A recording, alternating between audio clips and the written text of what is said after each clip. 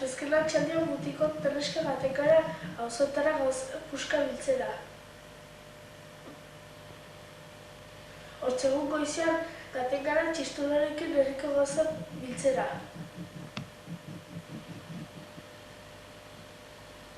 Denak bazkaltzen dugu elkarrekin, eta gero arratsaldean egiten dugu oilar jokoa, mutil-dantzak edo beste dantza batzuk, eta